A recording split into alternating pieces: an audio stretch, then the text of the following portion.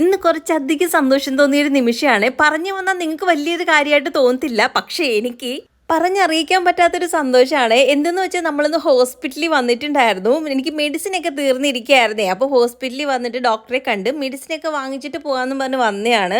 അപ്പോഴാണ് ഡോക്ടർ ചോദിച്ചത് കുഞ്ഞിൻ്റെ മൂവ്മെൻ്റ് ഒക്കെ അറിയാൻ പറ്റുന്നുണ്ടോ എന്നുള്ള രീതിയിൽ. അപ്പം ഞാൻ അറിയാൻ പറ്റുന്നുണ്ടെന്ന് പറഞ്ഞപ്പോഴത്തേക്ക് ഡോക്ടർ ഇങ്ങനെ ചെക്ക് ചെയ്തിട്ടുണ്ടായിരുന്നു. ഒരു മെഷീൻ വെച്ചിട്ടേ നമ്മുടെ വയറ്റിലിങ്ങനെ നോക്കുമ്പോഴത്തേക്ക് കുഞ്ഞ് അനങ്ങിയും തിരികെയൊക്കെ ചെയ്യുമ്പോഴത്തേക്ക് അതിനകത്തൂടെ നല്ല സൗണ്ട് പുറത്ത് വരുവേ. ആ ഒരു സൗണ്ട് കേട്ടപ്പോഴേ ആദ്യമായിട്ട് കേട്ടോണ്ടായിരിക്കും എനിക്ക് എന്തോ പറഞ്ഞറിയിക്കാത്ത ഒരു ഭയങ്കര സന്തോഷം തോന്നി കേട്ടോ.